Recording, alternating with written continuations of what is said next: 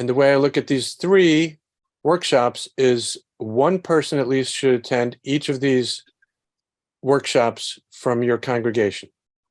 That's how I look at this. You don't have to attend all 3. You might. That would be fine. And the third one, the date is to be arranged, hopefully January, maybe February. Anyway, establishing the 7-year climate plan. It used to be setting up a climate goal.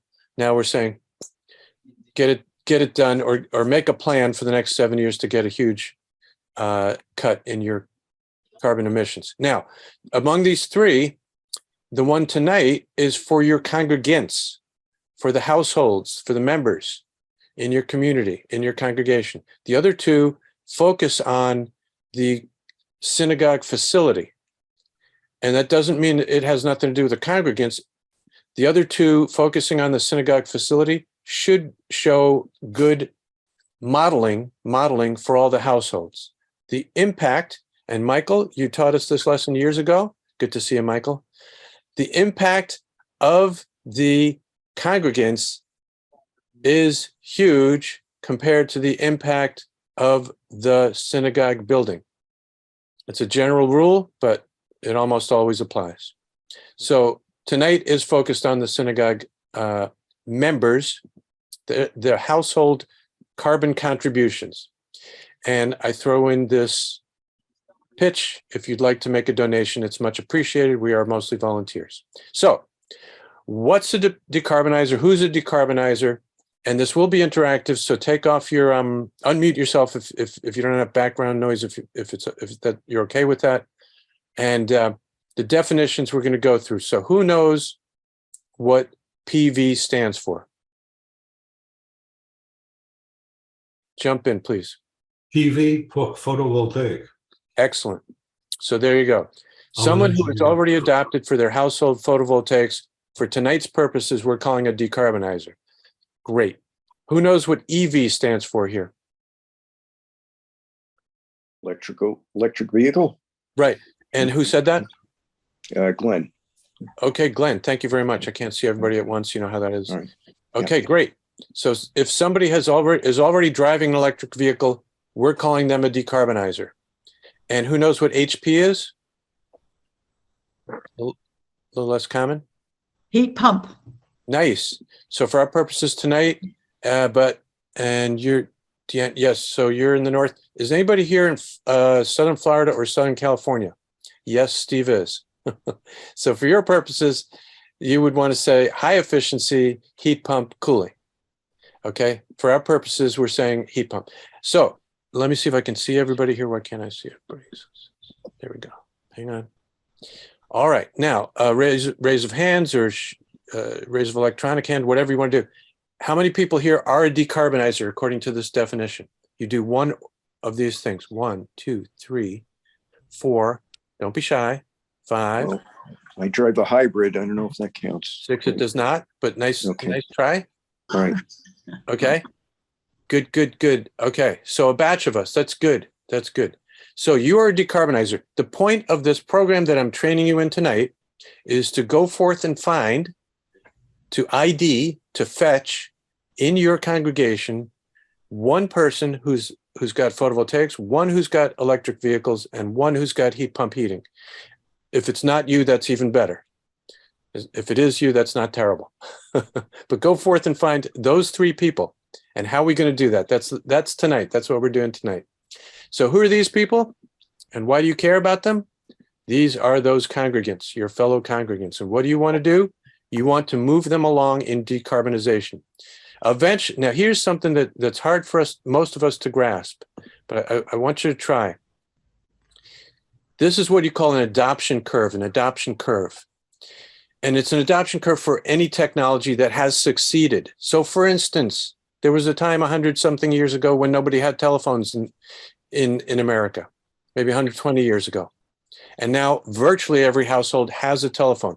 That's the adoption curve. Some people came on early, some people came on late in the curve, but as of whatever, 40 years ago, virtually every household had a telephone, 30 years, whatever it is. You get the idea? So early adopters, late adopters, eventually everybody. So these are your congregants. Why do you care? You want them to be decarbonizing. So there are top-down approaches. Most of us have participated mostly in top-down approaches. What's a top-down approach to encourage somebody to do anything, really? What are some examples? Get the rabbi to talk to him. Good. What else?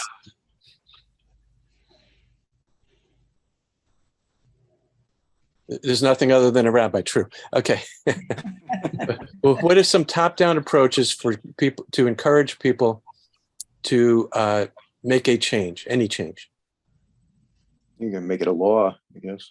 A law is a good example. And as soon as a law comes in mandating all of these things, we have a whole lot less to worry about, but okay. Tax credits. Tax credits will nudge. Okay, but top down, the way that people find out and eventually make up their minds to do things, often we think of it as top down. And what I mean by that is they learn from authority. They learn from sources. They go to a webinar and learn. They go to a book. They go to a company. They see it in the newspaper. In other words, top down, somebody who's got authority, they learn it from them. So there are many, many such approaches, and you all came up with a batch of them. This is not that program. I mean, this program is not that approach. This is about peer-to-peer. This is about peer-to-peer. We have found in the last 3 or 4 years that this approach is more effective at getting change to happen, getting households to move ahead than anything else we've seen. This is more effective. Peer-to-peer is more effective than anything else. And the clue, as we're going about this organizing, is that, as I said before, some people in your community have already decarbonized. Eventually, everyone will, faith, but until we're done, until we get all close to the right end of this curve, we don't know the time scale for sure. We know for sure that what's demanded is we get to that midpoint in the next 10 years, 8 years. Okay, and that's hard. That's a very steep slope. That's very hard. The people who have, so we don't know the time scale there, but we do know that progress is made in chunks like this. No matter what it was, the early the telephone, the television, smartphones, all these technological changes, they happen in chunks. There's early adopters, there's late adopters, etc. We're probably, people adopting today are somewhere in this range. That's a very rough and not useful range. Doesn't really matter. But what happens is that the people on the far left end of the curve, those who have already done it, and think about these 3 technologies, photovoltaics, heat pumps, and electric vehicles, have been around for decades. In a high efficiency form, they haven't been around for much more, well, photovoltaics have, but the other 2 haven't been around in high efficiency forms much more than a decade. But anyway, we're not at ground zero. We're not at starting at zero. We're not at the very beginning. We're not at the early adopters. All those people had to learn from authority. They had to. Today, just by the show of hands that we already had today, you have people, peers in your congregation who already are doing this. The next batch of people will learn some combination of authority, top down, and some side to side. As we go up this slope, more and more people are learning, are getting motivated from their peers. This is the slope. This is the change. Everyone eventually will fall into the category. You want as many as possible to be adopting now. Some will take their time. You can't get everybody. But we must help accelerate. And if it's not you who shows up to this program today, then who's going to do this? Okay. So I think everybody, yeah. So if you haven't already, please, please rename with your name, your synagogue, and your state, and we'll move on.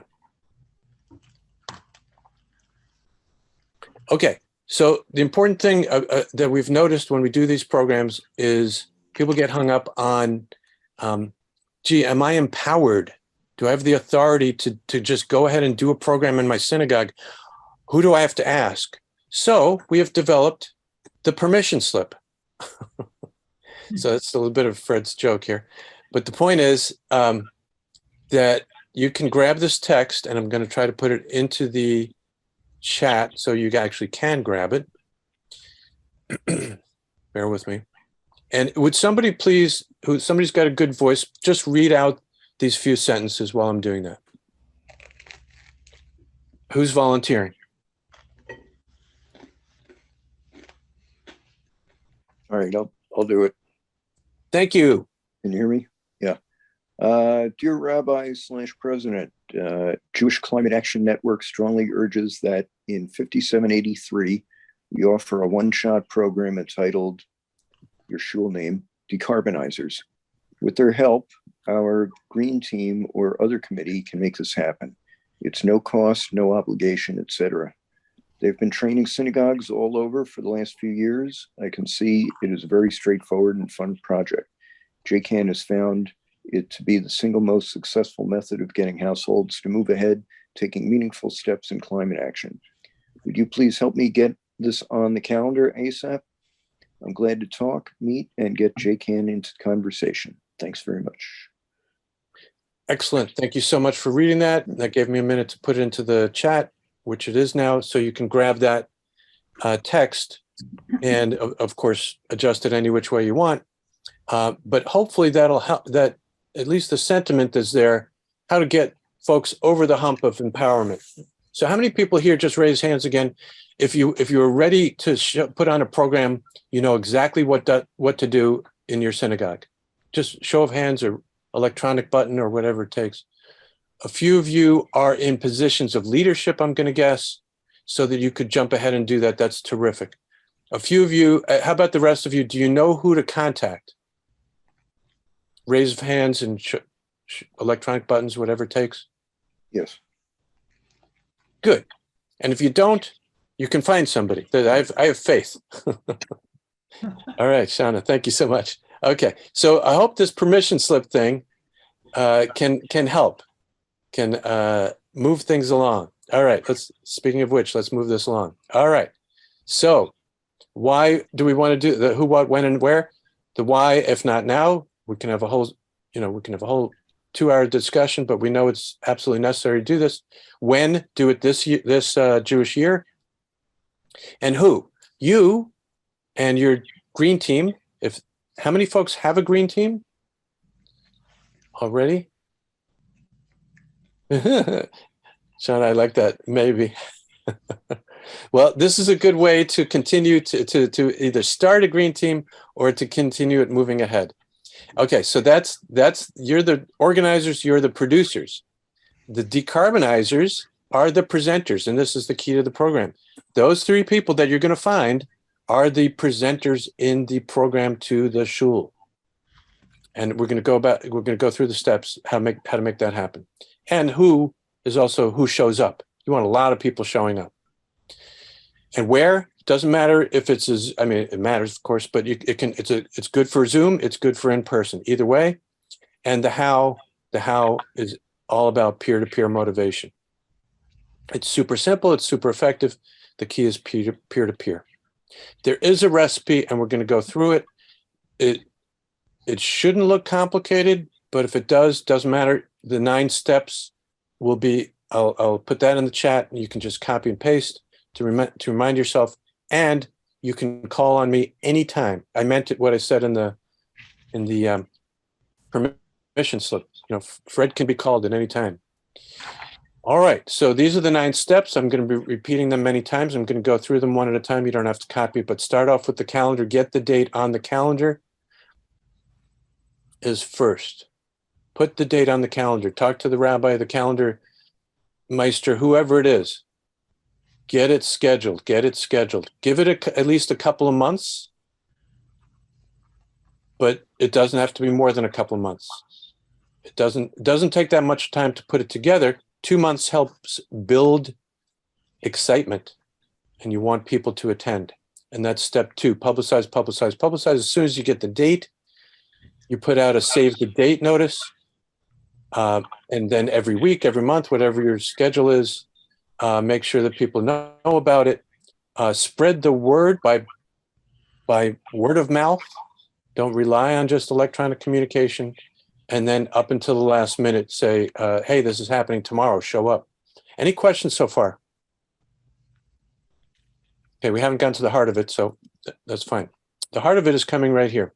All right, your first important step here in terms of putting the program together.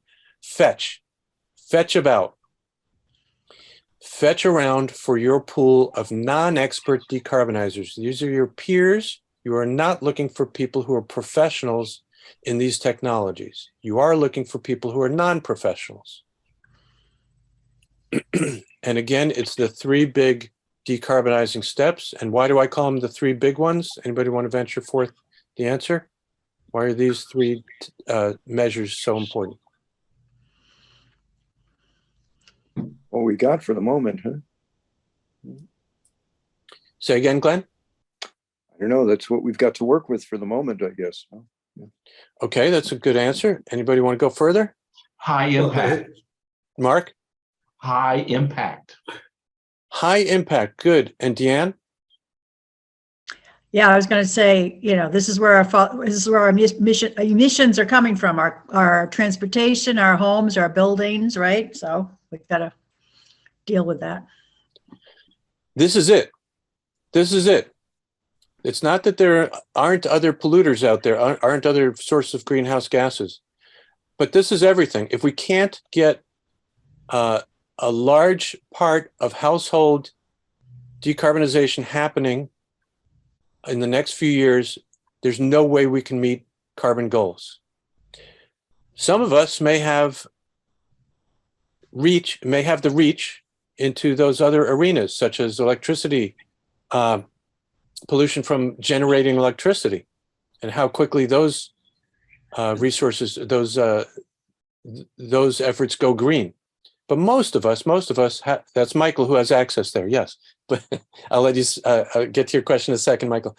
But my point is that for most of us and most of our congregants, this is where we can reach. And even if we could reach further, this stuff has to happen.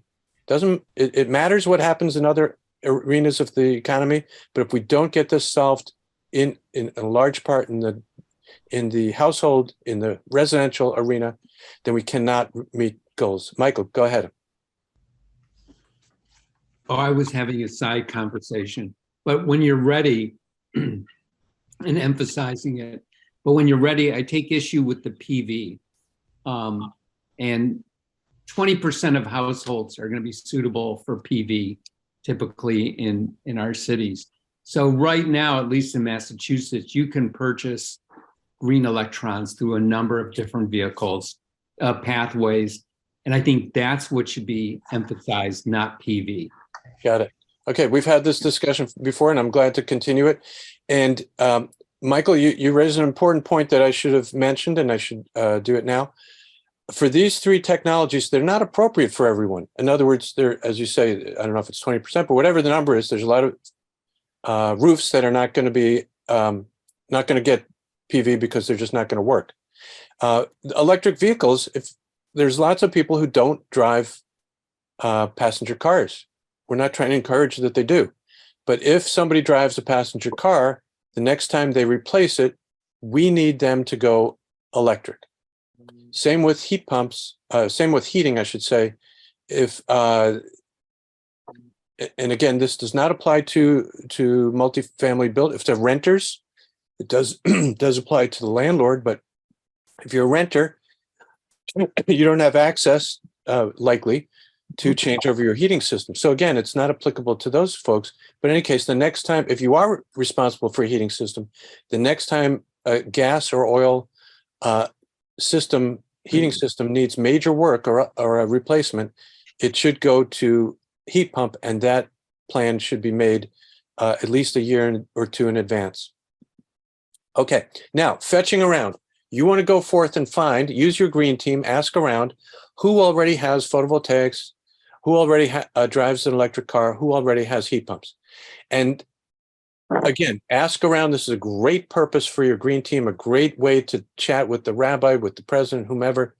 And if they get curious, you want to say, yes, it's for a program, the date is such and such, we hope you can attend. Main thing you want to be doing at this stage, though, is just fetching around. You don't have to have a complete list, but hopefully you'll get a couple of candidates. And you want to be listening as you go to their preliminary stories. And how does that work?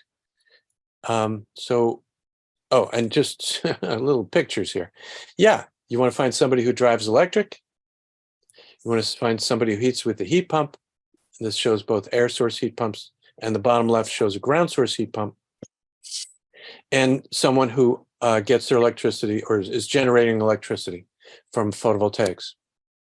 So could somebody else who hasn't spoken yet maybe read out what's in italics here? Here's a simple script for this step number 3, where you're just fetching around. Fetch around for your pool of non-expert decarbonizers. Take in one of the big steps, PV, EV, HP, and listen for their preliminary stories. Simple script. You may know I'm on the green team. I heard you have PV. That's great. We're hoping to spread the word. Can I ask you how long you've had them? Do you like them? Great.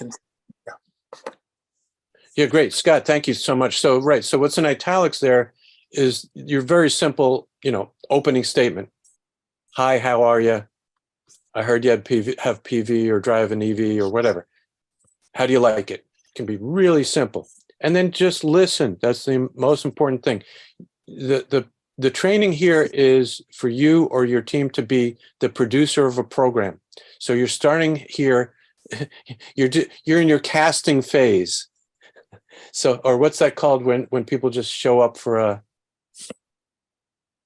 a casting call? Okay. So what you're Cattle call. Or cattle call. That might be something different. You could think of it as a flash mob too.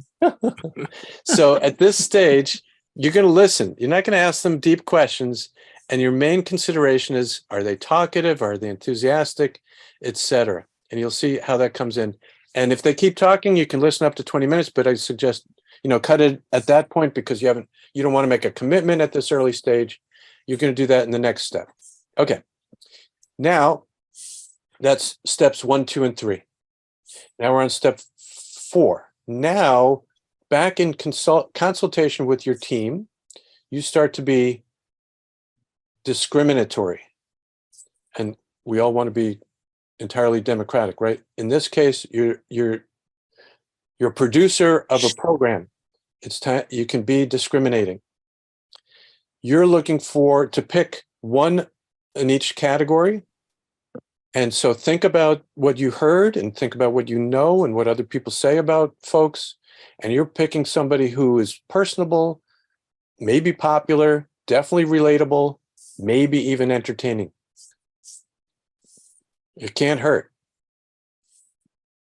By the way, people can be very shy and still be very entertaining.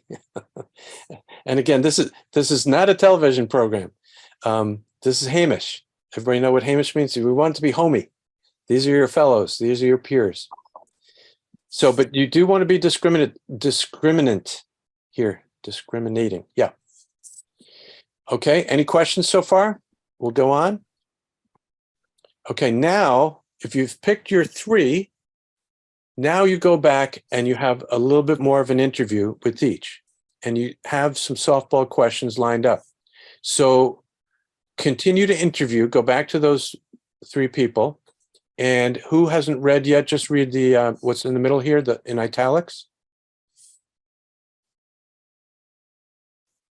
What was your motivation? Any issues? How does the rest of the family like it? Right. You understand what I mean by softball questions? It's not how many kilowatt hours are you generating, right? It's not even the price of the electric vehicle. Just ask softball questions, leading questions, and let people run. And it doesn't have to be only these questions. It could be anything. But likely, from experience, we have found that these questions, these answers can go on a total of about 40 minutes between the preliminary interview and this one. And again, you don't need it to go on longer than that. But it's good to take notes. So after the 40, you don't have to do it during, but after the 40 minutes, jot down. And what's important to you, what you heard, what was interesting and exciting, that's what you want to remember. That's what you want to remember and jot down. And you'll see why in a second.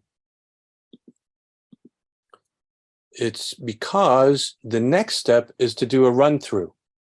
You could call it a rehearsal, but again, it's not, you're not producing a movie here.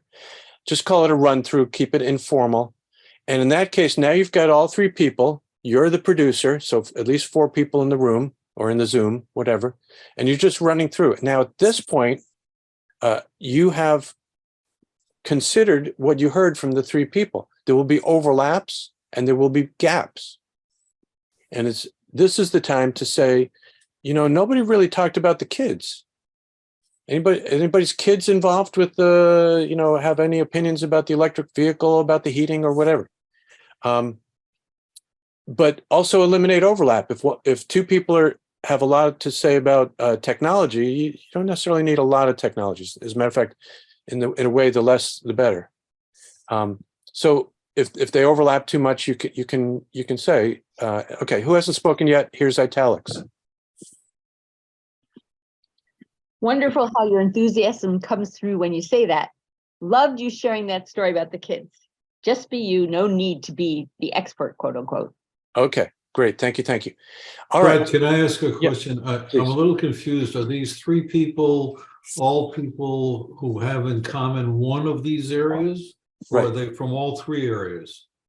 The 3 separate areas. Each one has one of might have 2, but you want to emphasize, we'd like you to be the speaker about heat pumps. We'd like you, separate person, to be the Okay. speaker about your electric vehicle. And I shouldn't say, and watch what I just said. I said, you be the speaker about heat pumps. No. We want you to be the speaker about your experience with your heat pumps. Not to be the world's expert. Again, back to the beginning, that top-down education happens elsewhere. This is peer-to-peer. Okay, great question. Thank you for clarifying. Other questions at this point? Getting most of the way through the recipe here. Okay. So again, those are the 9 steps, and we're up to, we just went through the run through, the rehearsal. And again, in the rehearsal, in the run through, that's a good time to say, I love, as I said, when we first talked, I noted your very amusing story about whatever. Please make sure to use that during the program. Okay, we're getting to the program. Before the program, you also want to say, I'd love for you, each speaker, to show a couple of pictures, no more than 3. And if any of them have numbers, make that one of the 3. Again, this is not technology or number heavy. Okay, and yes, okay. And then the program itself. And by the way, you can be saying this to your speakers all the way through. All you want is maximum of 8 minutes each. 8 minutes each. Again, you don't want your speakers to feel pressured in any way. They should be natural with their stories. If they've already shared them with you for 40 minutes, it should be easy to winnow it down to 8. You know what's amusing and what's entertaining and what your audience might want to hear or might like to hear. So it doesn't need, they don't need to be overwhelmed by saying, oh my goodness, it's too much. And also you're there to help them. We've seen a couple of cases where with whatever preparation in advance, somebody gets up there and freezes. And it's okay. It's okay because you've taken notes, you remember what they said, and you say, Simone, remember you talked about, how the EV almost fell off of the driveway at the lot before you even started driving it, or whatever was interesting, you can remind them. Okay. So 8 minutes each makes it really doable. 8 times 3 is 24. So that's only that's 24 minutes out of 60. Typical meetings can be 45 minutes or 60, doesn't matter. But that if you can squeeze in there, if you want to do some top-down kind of authoritative, better to come from peer-to-peer if you can, but if somebody can do a calculate your carbon footprint for folks, or maybe one local resource, again, you could go crazy with this stuff. It could become these things become whole other programs you can leave out. It's optional. Okay, so there are your 9 steps. And afterwards, please get back to JCAN and say, we finished it, we did it, or you can tell us even before when you schedule it. We'd love to hear. So I'm going to put the entire recipe into the chat and folks can grab it there. You don't have to memorize it. And I'm going to show you just some fun pictures, and then we'll get into hopefully lots more questions. Again, who were these people? Everybody should come off mute because I'm going to keep you hopefully talking in the next few minutes. Who are these people? Your peers. Your peers, nice. And what do we want them to do? Adopt. There you go. And this, after your program, is what they're going to be saying to each other. Okay. Glenn, what's the first person saying? Hold on, I'm copying the first person said, did she just say? Good, Mark. What did the second person say? They made money. Nice intonation. I love it. Deanne, what did the next person say? Looks easy enough. Steve, the next. If they could do it. Shiana.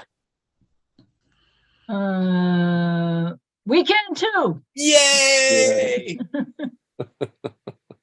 And that's the bottom line. And we have found that to happen over and over and over again. Not everybody in the audience, but if you get 20 people, if you get 100 people, 2 out of 20 are going to say stuff like this, and like the last 2 people are saying there. Because what happens is people who show up for this are already climate concerned. That's my term, climate concerned, because they show up. Therefore, you know that. They're also, because they're climate concerned, also somewhat aware that these technologies are important for them to do. But many of them haven't yet taken the step, and you're going to shake some of them loose. They're going to say, what have we been waiting for? And I'm just going to show you a couple of pictures. We've done this a few times. So here's Elisa in Narberth, PA, speaking about her electric vehicle. Enthused. And this is as exciting as we could get of a view from the passenger seat, except for this one. Can everybody see the detail there? Mm-hmm. Okay. You see what I mean by amusement and entertainment. Okay. Here's Mark from Marietta. And he's talking about his photovoltaics. And he's got some great action shots. Not everybody has action shots, but that's great. And here's his finished view. And here's his picture with numbers. So just you sitting here looking at this presentation today, immediately what happens when you see this page? Your brain shifts. Your brain shifts. And you start thinking numbers, graphs, facts, figures, and you can make sense out of this. You're all smart people, but that's not exactly what this program is going for. And by the way, Mark did a great job. He just verbally walked people through it in a minute, and that was fine. But if you want people to if you stop and have people pause and consider and question and discuss how come, why, it holds things up. It's not what we want. We need the progress. And just think about it. As people develop, went for the telephone. Did people need to know a lot of, maybe at the beginning they did, right? But in our lifetimes, even the oldest amongst us, did we have to go through facts and figures to say that we wanted a telephone in our household? I don't think so. Okay, here's Irene. And Irene's psyched about her heat pump, air source heat pump. And again, this is as exciting as it got. this picture, except for this one. All right. And our very first ever Decarbonizers program was all guys. It was a brotherhood event, and somebody listening here might be very interested to hear that. So this particular compilation of pictures were more than 3 guys in that case. But this one here, I don't know, can you see my cursor? Yeah. Mhm. Harvey had just celebrated his 90th birthday. He and his wife are the matriarch and patriarch of the synagogue. Everybody knew that. And Harvey was the guy to talk about photovoltaics. He had just gone photovoltaics. He was very proud of it, and he talked about it in his 8 minutes, and he showed a graph or two, whatever. And wow, if Harvey could do it, everybody could do it. All right. So that brings us to the end of this training. And here we go. Insert your shul here. You can too. And I will take down the share, and so we can all see each other, and let's talk with a lot of questions. And primarily I want to hear, where are you? Everything works on an arc, right? We're not motivated and we've finished it. So everybody's somewhere in between. We haven't gotten started to we finished it. Have we moved forward on that arc in this training? That's the main thing I'd like to hear answers to. Are people further along in wanting to do this program at their synagogue? I'm open to answers and questions.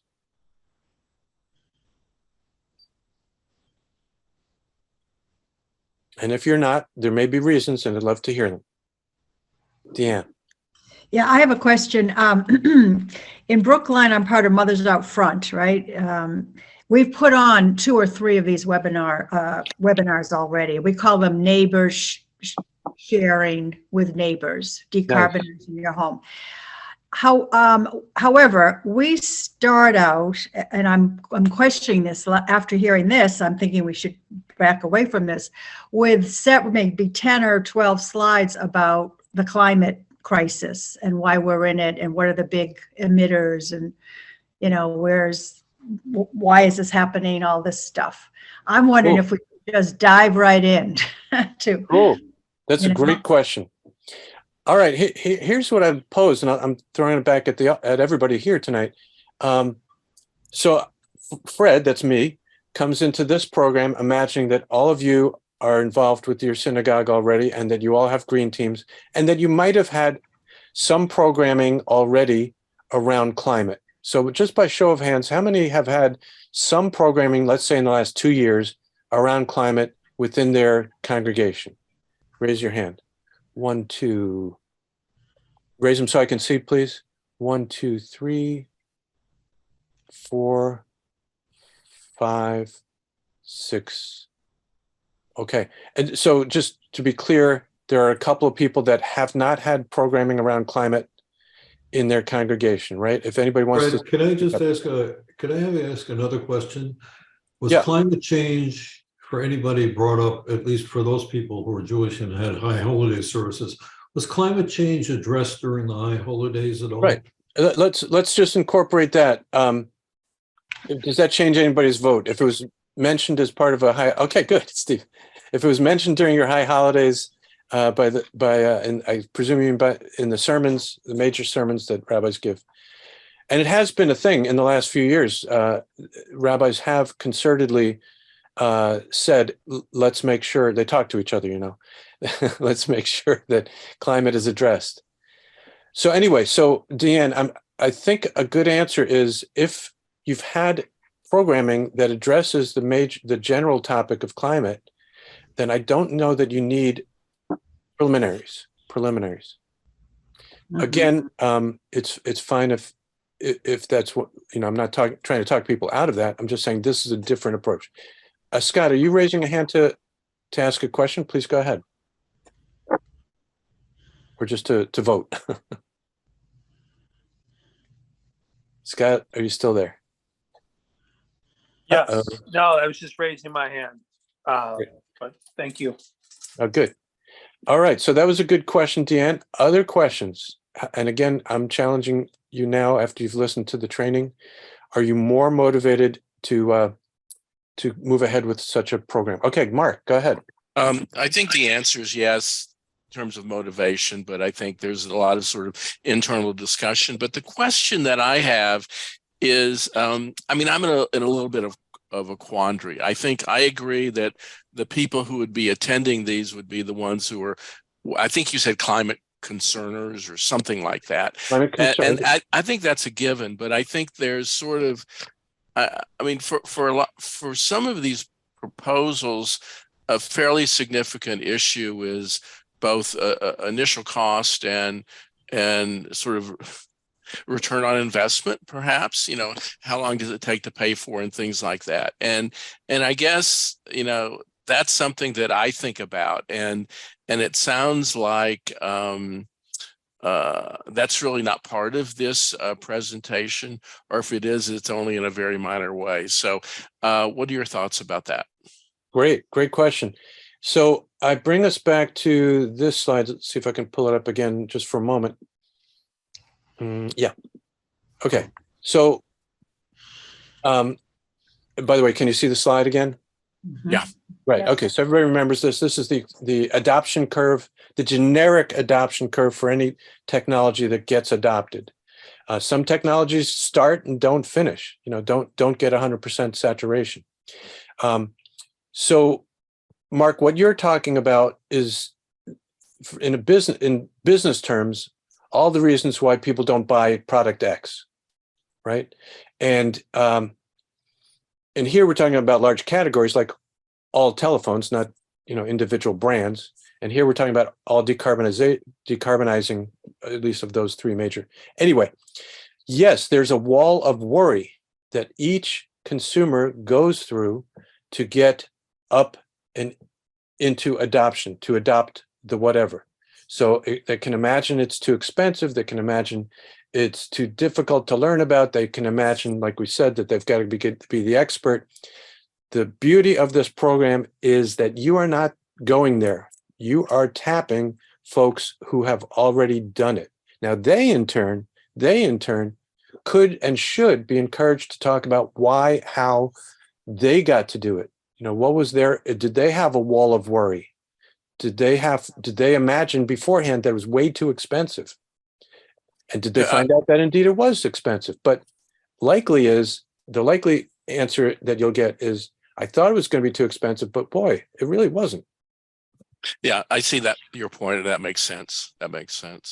So I encourage you and encourage anyone, and by the way, this is a little bit of a joke, but JCAN has been around 10 or 12 years. So we have we've accumulated the YB catalog. The YB catalog. YB stands for yeah, but. So Mark, you just mentioned one there, but there's a zillion yeah, buts. All the reasons why not, or we should be thinking about something else. Whatever. And they're all good, and they all have good reasons to be there. But the going back to the faith, we have to have faith that all households will eventually decarbonize, and a huge proportion have to be doing that very soon. So all those good reasons, we do not have to convince every consumer today about all those issues. Money, payback, technology, we do not have to do that today. We do need to be encouraging those who are ready to be encouraged. That's the job we can do. Does that make sense, Mark? It's long-winded, and I apologize. Yeah, no, I think in particular, when you're listening to the speakers who talk about their own experiences, then I think part of their articulation is what their motivations were. And quite clearly, reducing carbon is important, but I'm assuming that at least some of them will talk about, to some degree, dollar impact. Exactly. And we imagine the dollar impact is going to be onerous. In the case of solar, in most places, solar today is not onerous. It is profitable. In other words, it doesn't cost. We can think about it as costing money, but we should better think about it as making money. In many places in the United States, that's a clear statement. And then we can get into the whole discussion of where it is and isn't true. In the case of EVs, we imagine them to be very expensive. That's often because people only know from Tesla, which is Michigan, in so many ways. In so many ways. But there are reasonably priced EVs, plug-in hybrids also, that are definitely electric vehicles. The price of electric vehicles is sloping down rapidly. The price of solar has been sloping down rapidly. And heat pumps is not as straightforward as any of the above, but is also needs to be implemented rapidly. Okay, Madeline, you came back and you have a world of experience in these things. Hold on, just yeah, I think this is a wonderful approach, really wonderful, and I'm trying to figure this thing out about decarbonized, and maybe there's a standard definition, but following up on this cost, there's things you can do that are decarbonizing by conserving. You're no longer using energy, like insulating, and insulating is probably the, it has the quickest payback. And so I'm trying to figure out, is there a different way? I'm trying to understand exactly why you've chosen these three, because heat pumps use electricity. So if you're not on, if you're still using coal like we are in Indiana, then it's not decarbonizing. It's switching from natural gas to electricity, which could decarbonize when you use clean energy. But in the same sense, insulating is also, using less fossil fuels. So the question I have is there another way? I mean, I think what I'm understanding now, Fred, is these are the big ones. These are the ones that are hard for people. These are the ones that are technology. And so you're focusing on them because we all need to make this switch in technology. Am I getting it right? Right. So there is some arbitrariness here. You're absolutely right. And Michael would be probably on your side about the insulation. And insulation is absolutely important and takes precedence. Absolutely. The reason why JCAN has evolved to this moment to do this, to encourage this kind of program, is not because we're done with insulation at all, but because that has been hammered and hammered and hammered away, and it needs a lot more hammering. But these things need hammering, and they haven't gotten the hammering yet. Haven't been enunciated enough in the public, and that slope is real. That slope is real, as you know. Now, Madeline, you made another good point about decarbonization of electricity, and the general answer there is that taking these steps to go from heating your house with gas to heating your house with heat pump, as a generality, does bring down your overall carbon footprint, even though your electricity is not totally green. No, hardly anybody's electricity is totally green. But the grid, again, as a vast generality, has gotten so much greener in the last 10 years, so much greener than the general population realizes. And this whole, and anyway, that's good enough for an answer for the moment. Fred, I have a comment. Please. So, talking about the insulation, I've done a couple assessments through MassSave. For those of you who live in Massachusetts, you can do that. You pay for that assessment. Both times, as a caveat to me doing heat pumps, you required or getting any kind of getting a 0% loan it's a very valuable loan where you can spend up to $25,000 at 0% for heat pumps. You have to first insulate your attic. They will not. That's what I've always been led to believe. So I assume that's true. So just a comment on why sometimes insulation is the gateway to other things. Good. Nice point. Thanks, Scott. Yep. Other comments? Fred, I'd like to talk about the EVs because I think rather than maybe just have one person talk about their EV experience, what we did in the past was have congregants bring their EVs to a place and they all were there showing off their EVs. So the congregants who came to look could talk to a whole bunch of different people at the same time who had different EVs and learn about those particular cars. So I would suggest enlarging that to a broader experience. Great idea. And I've heard of many such programs, and they're great. And what do you call it? Did people kick the tires? Yes, that's what you're supposed to do. Right? That's all good. That's all good. And by the way, here, I have heard that and by the way, so sometimes you'd like to get it, you imagine you like to get a dealership involved. And here dealerships were involved a few years ago, and now they're saying, I'm sorry, but we're too busy. We're getting enough sales without us going to your event, which sounds harsh, but anyway, it's also can be seen as a good step if there really is some level of, not saturation, but some level of accelerated purchasing going on. That is what we want. So anyway, that's a good idea. There are pros and cons, and it's not a con really, but the idea of this approach is you get people in the door who who didn't even know that they were supposed to be thinking necessarily about these three particular big impact decarbonization steps. And so they may have been thinking about an electric vehicle, but all of a sudden they realize their heating system is about to go, and they got to they got to think about a heat pump even quicker. So anyway, if you get just an EV event, people might only show up because they're in the market. Okay, sorry, but it's a great idea. Yeah, Deanne. Yeah, Fred, what do you think about having more than 3 presenters? Right. So the beauty of the program is simplify, simplify, simplify.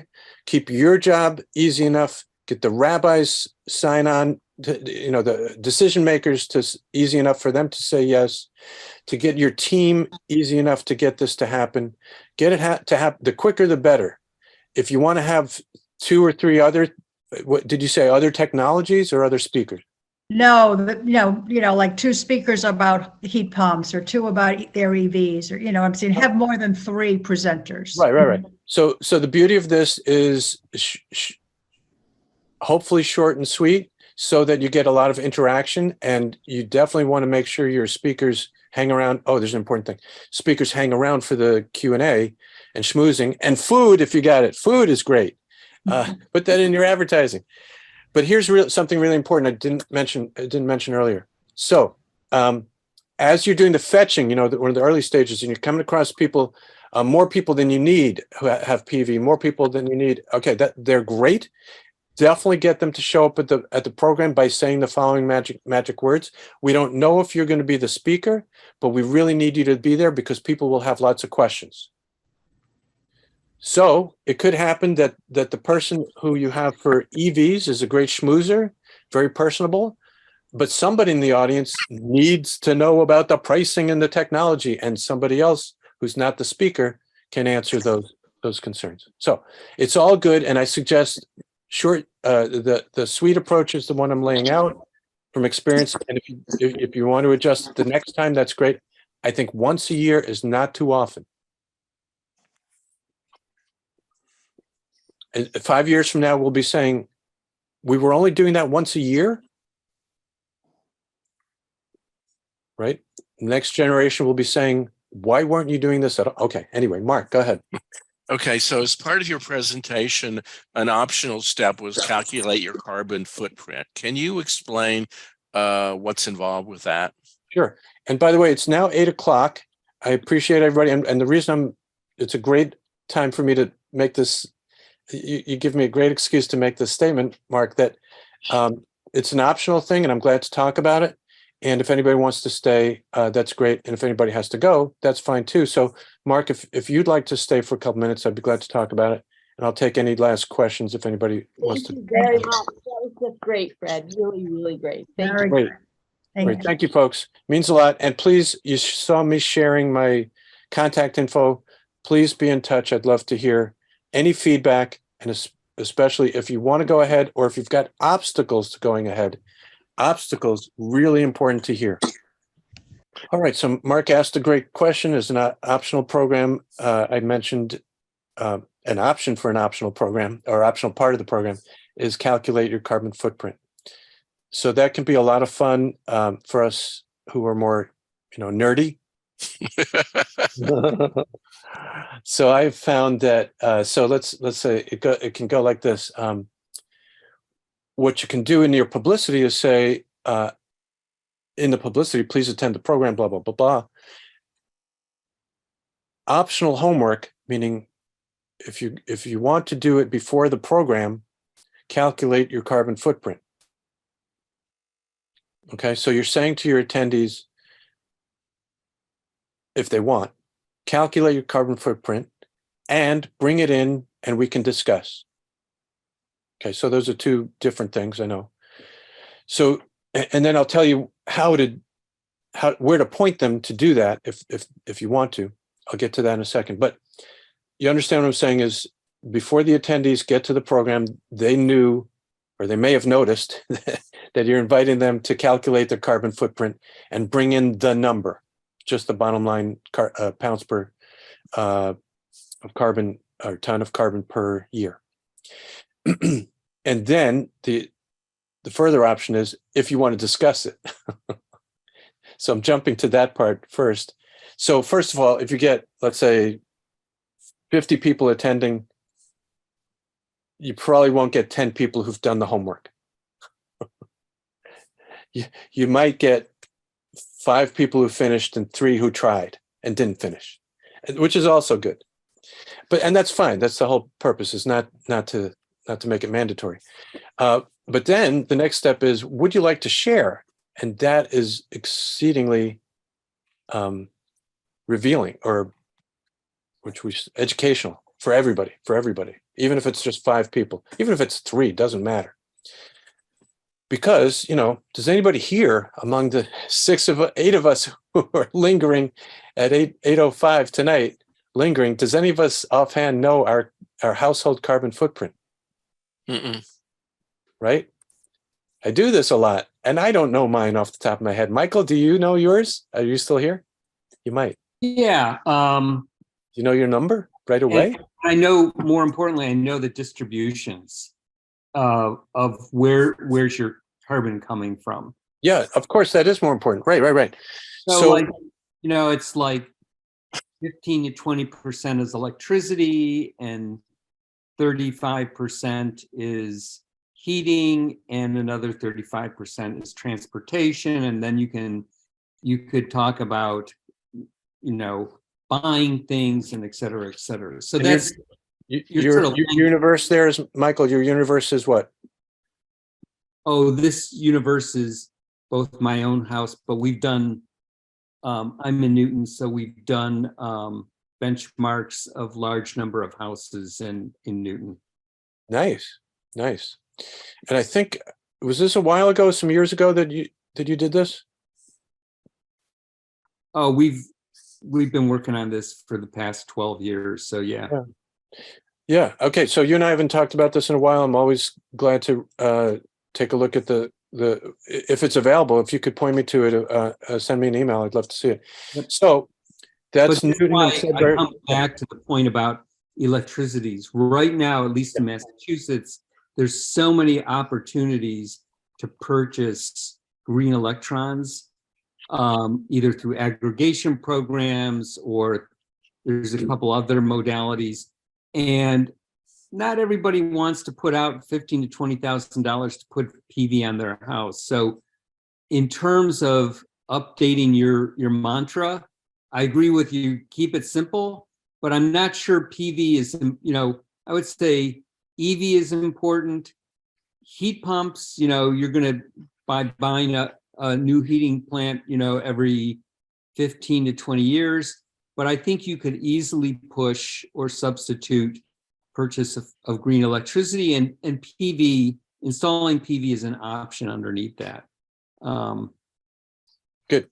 All right. So everybody should know that Michael and I, this is a continuation of a years-long discussion Michael and I have. We haven't had it in the last year, but we should get back to it, Michael. I appreciate it. But let me just ask, since Mark was asking, and Mark's in St. Paul, there are two of you from the same synagogue, I'm just realizing. We are associates. That's what this is about. Cool. Cool. Yeah, we haven't actually, we're part of the same group, but we haven't actually gotten active yet. So, Cool. All right. So, but anyway, speaking of cool, I'm picking up on Michael's apportionment of a typical or average carbon footprint and how the components of it. And I mentioned the word cool for another reason, because St. Paul, I believe, has significantly more heating degree days even than the Boston area, unless somebody disagrees with me. So carbon footprint would shift a bit just for that reason, and maybe others. So, but if you get carbon, back to your original question, Mark, if you get people paying attention to calculating their own carbon footprint, what happens is you hold some things, some variables stable. So people in your synagogue will have generally the same number of heating degree days impacting their heating and cooling components. Some people will drive a lot. Some people will never, will ride the public transportation. And like somebody said before, insulation is hugely important. Some people, well, I don't know about St. Paul, if that's even possible, but some people in the Boston area still have not insulated significantly. I don't know if it's possible in St. Paul to not have insulated significantly, but in any case, you can see a wide variation, and that can be very revealing. Now, I don't mean that in the bad way. It can reveal who's got the misfortune of being the energy hog in the room. I don't mean that in a unfortunate way. It can be very revealing to show that there's a wide variation. You want to pat the person who's got give them a Cupid doll or something for showing up with the worst carbon footprint, for having the chutzpah to show up and share their number. They didn't necessarily know beforehand that they were going to have the worst number, but they had the chutzpah to open their mouth. And two, why else should they be congratulated on the positive side? They're going to make the biggest difference once they fix their, right? Scott, they were sitting on a gold mine. Exactly. Exactly. They start putting money into the insulation, into the windows. I shouldn't say the windows are the second, but whatever it is that's causing that huge energy bill, and they're going to be so much happier, so much less drafty, whatever. Okay. There's a long answer for you, Mark. Now, how to calculate it, that's yet another whole little webinar, but I'm glad to go into that after we finish, if there aren't any other questions. I thought that was the question we were addressing. All right. I mean, one question I have is how to calculate it. I'm just curious if there. Yeah. If you go online, believe it or not, there is not a great answer to that, but I'm going to give you one. Nona, you go first, though. You can finish that if there's a website that you think is the best carbon calculator. I was going to ask about something else. Okay. So there are two good ones, and neither is great. And they both have, as far as I know today, a significant flaw. But they each have two significant flaws. The one that they have in common is that they lag badly in terms of the emissions that are input in the calculator, that are input for electricity, the greenness of electricity, how green the electricity is in your area. So those two are put out by EPA, has a residential carbon calculator, and the Cool Climate, the second one is Cool Climate, what's it called? Cool Climate. Anyway, they're in California. So believe it or not, the EPA has not been updated since 2016. And the Cool Climate, last I checked, was even worse. So as I said, our electricity, as a vast generalization, has gotten way greener in the last 10, 15 years. And those numbers should be included in the carbon calculations.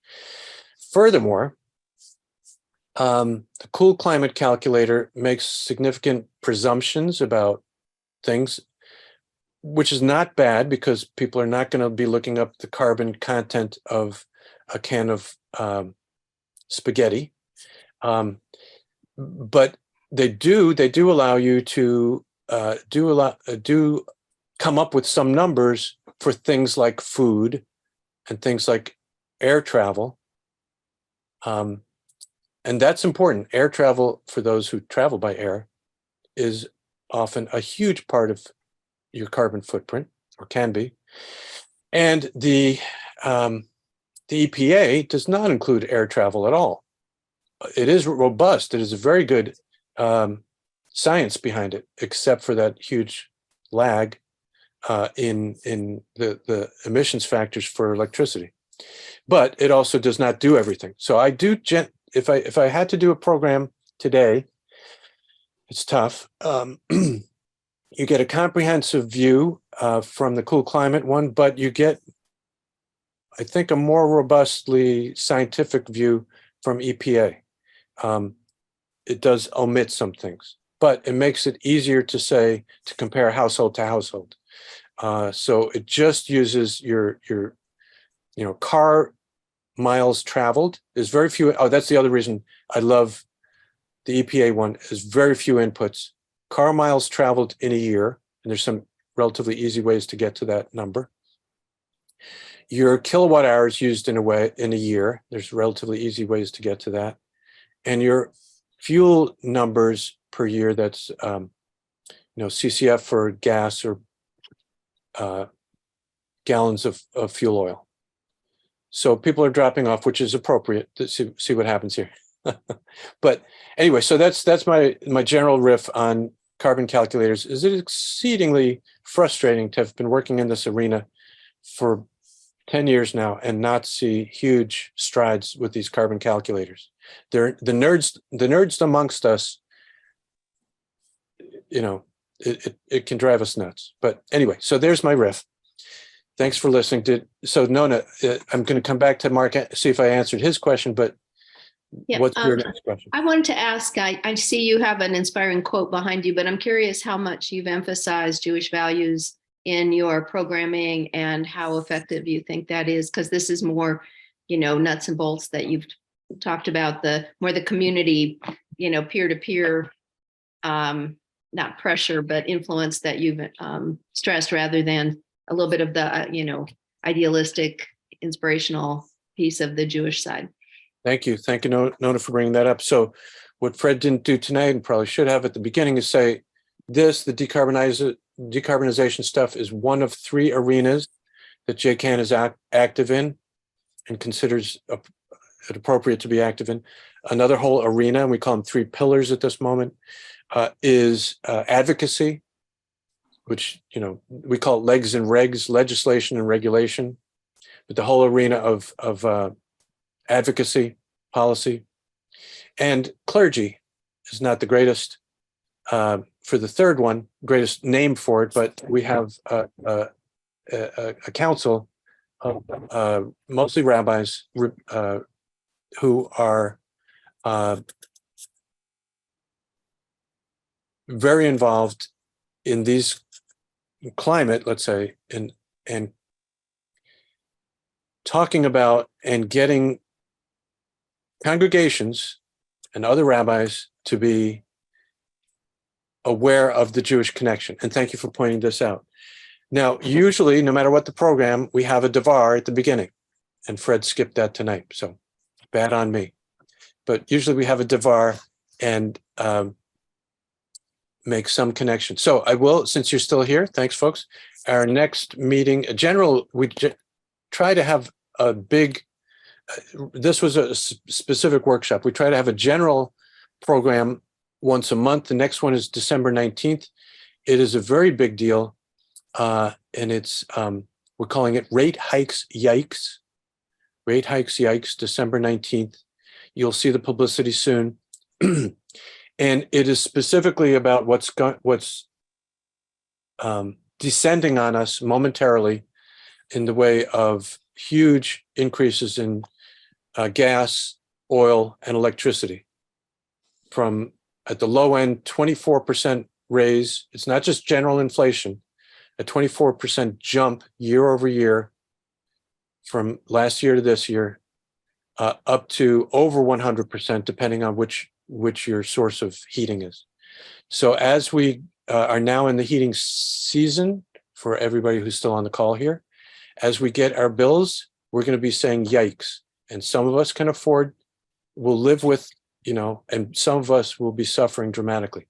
I think, long answer, Nona, sorry, I'm not good at short answers. I do think that the pastoral care that our clergy provides is going to be hugely influential. Unfortunately, on the negative side, not only on the negative side, but it should help.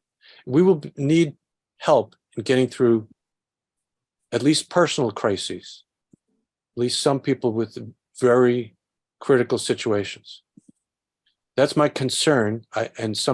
My colleague today said, Fred, don't awfulize. Don't make it worse. Don't make it sound worse. I said, yeah, but there is. Okay. And let's hope she's right. Let's hope Fred is raising an alarm that doesn't come to pass. But I'm saying we could have rolling blackouts here in the Northeast. And in the middle of, and they would come they'd be pre-announced, but they would come because we're at the worst possible moment, at the coldest possible times. Let's hope it doesn't come to that, but it could. Anyway, so do rabbis have something to say? Yes. Does our tradition have a lot to say? Hugely. I love it. I love it. I love text study.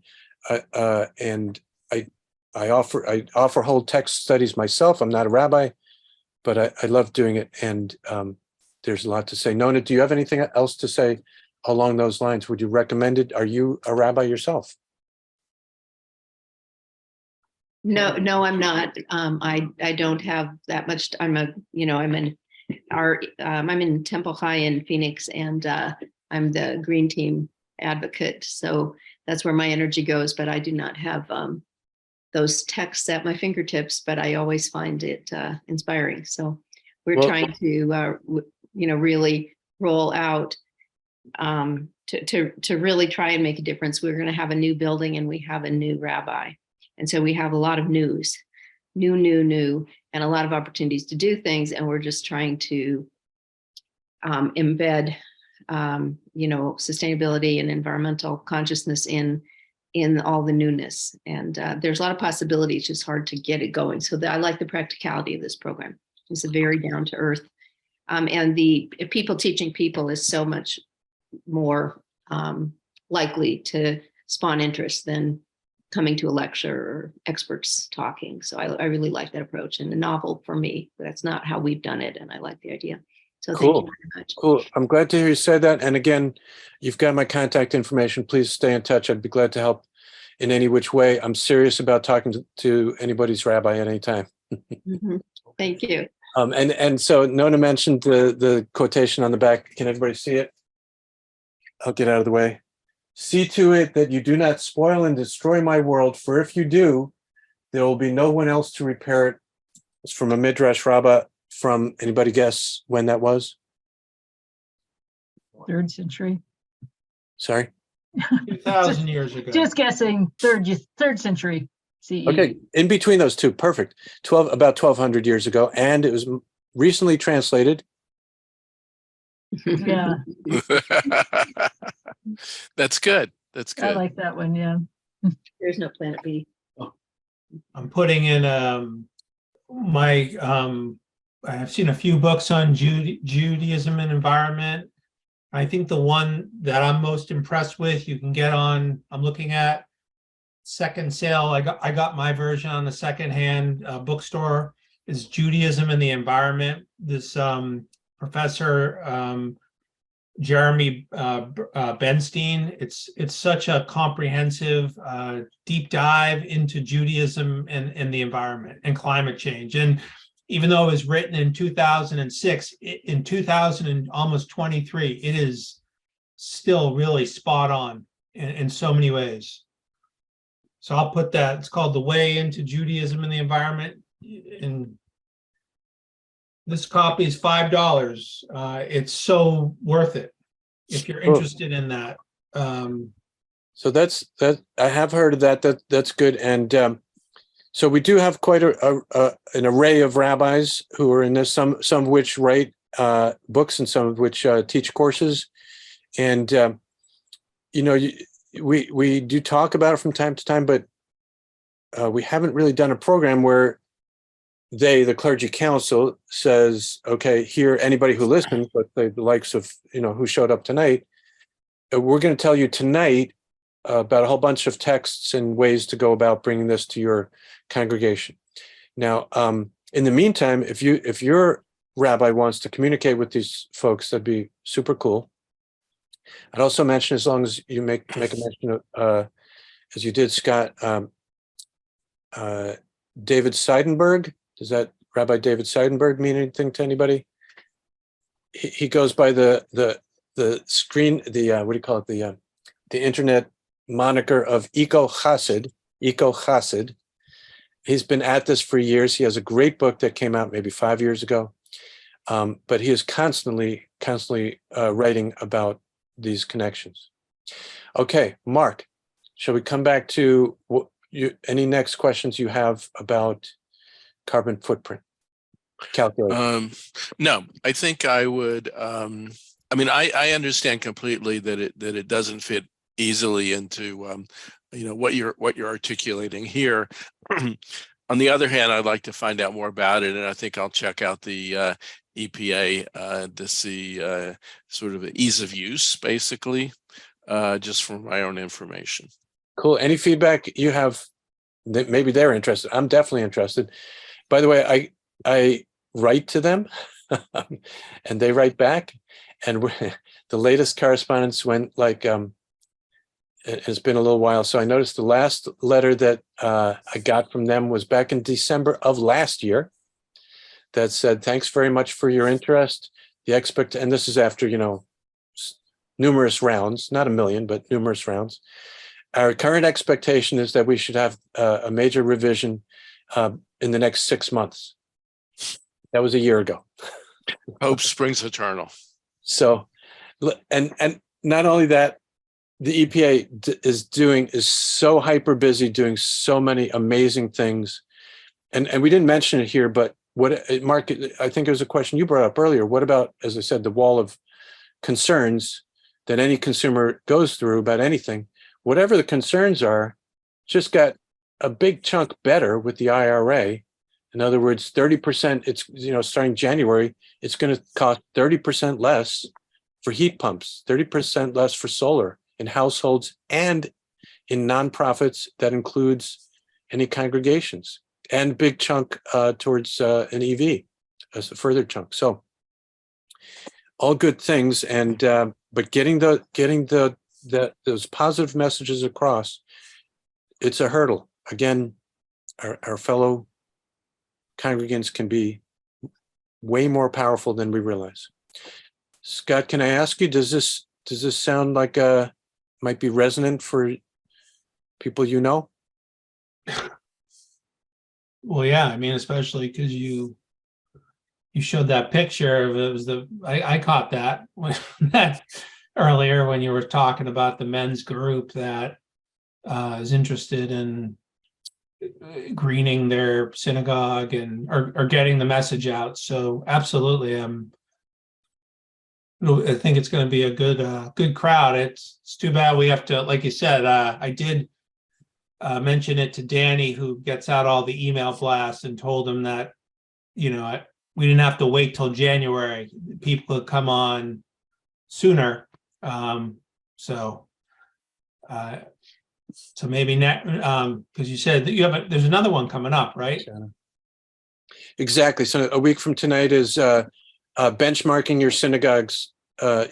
your carbon footprint for your synagogue.